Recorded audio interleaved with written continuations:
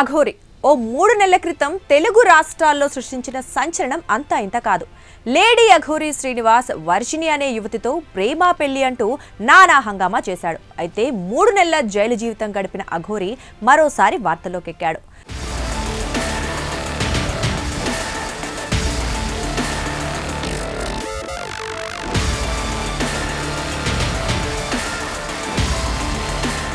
Chanchalguda jail 4 గోడల నుంచి బయట అడుగు పెట్టిన ఆయన ప్రేమించి పెళ్లి చేసుకున్న వర్షిణికి బిగ్ షాక్ ఇస్తూ బ్రేకప్ చెప్పేశాడు. తనను మోసం చేసిన వాళ్ళను దేవుడే చూసుకుంటాడని, తాను ఇక ముందు ఎవరిని నమ్మేది లేదని, తిన్నగా జైలు నుంచి తన తల్లిదండ్రుల దగ్గరికెళ్లి ఆ తర్వాత కాశీకెళ్లిపోతానని చెప్పాడు. దీంతో ఇప్పుడు అఘోరి కాశీకెళ్తే వర్షిణి సంగతేంటనే చర్చ సోషల్ మీడియాలో మొదలైంది.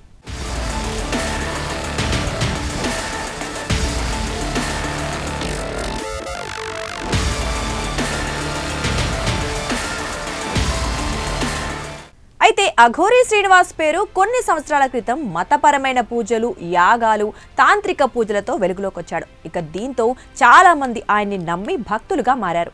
కానీ ఆ తర్వాతే అసలు రంగు బయటపడింది. మత విశ్వాసాల పేరుతో పెద్ద ఎత్తున డబ్బులు దోచుకోవటం, మోసపూరిత పూజలు, బెదిరింపులు, మహిళలపై దాడి కేసులతో అఘోరి శ్రీనివాస్ పేరు మార్మోగింది. దీంతో తెలంగాణలోని వేములవాడ, కొమురవెల్లి, చేవెళ్ల, కరీంనగర్లో ఆయనపై 4 కేసులు నమోదయ్యాయి. వాటిలో ఒక కేసులో ఒక యువతి ఆయనపై అత్యాచార యత్నం చేశాడని ఆరోపించింది. ఇక ఈ కేసులో ఆయన పోలీసులు అరెస్ట్ చేశారు. వైద్య పరీక్షల్లో శ్రీనివాస్ ట్రాన్స్జెండర్ గా తేలటంతో పోలీసులు ఆయన్ను మహిళా జైలుకు తరలించారు. దీంతో 3 నెలలుగా అఘోరి జైల్లో ఉన్నాడు. అయితే 4 కేసుల్లోనూ ఆయనకు బెయిల్ వచ్చింది.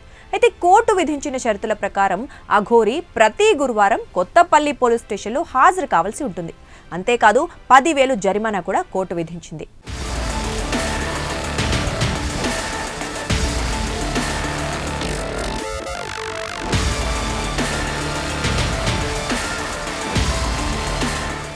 ఇక అఘోరి శ్రీనివాస్ గతంలో చేసిన మోసాలు, పూజల పేరుతో దోపిడీ, ప్రేమ పేరుతో నానా హంగామా అంతా ఇంత కాదు.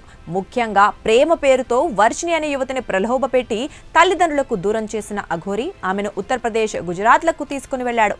ఆమెతో పెళ్లి కూడా చేసుకున్నాడు. ఇక అప్పుడు ఇందుకు సంబంధించిన వీడియోలు సోషల్ మీడియాను షేక్ చేశాయి. అయితే తెలుగు రాష్ట్రాల పోలీసులు టీంలుగా ఏర్పడి అఘోరిని చేస్ చేసి పట్టుకోవడం కూడా పెద్ద సంచలనాన్ని సృష్టించింది. ఇక మంత్రాలు, పూజలు, ఆధ్యాత్మికత పేరుతో అనేక మందిని ఆకర్షించిన శ్రీనివాస్ పెద్ద ఎత్తున వారి నుంచి డబ్బులు కూడగట్టుకున్నాడు. మరి ఇప్పుడు బుద్ధిమంతుల్లా అన్ని వదిలేసి కాశీకి వెళ్తున్నట్లు చెప్పడం, వర్షిణి మ్యాటర్ను పక్కన పెట్టేసినట్లు చెప్పడం నమ్మశక్యంగా లేదు. దీంతో అఘోరి మారాడా లేదా కొత్త ప్లాన్తో మళ్లీ కొత్త స్కెచ్ వేస్తాడా అన్నది అనుమానంగా మారింది.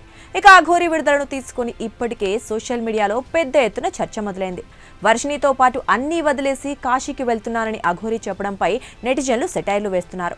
ఇంకా ఎంతమంది చెవుల్లో పువ్వులు పెడతావు అని ప్రశ్నిస్తున్నారు. మరి అఘోరి బ్యాక్ ఎఫెక్ట్ ఎలా ఉండబోతుందో చూడాలి.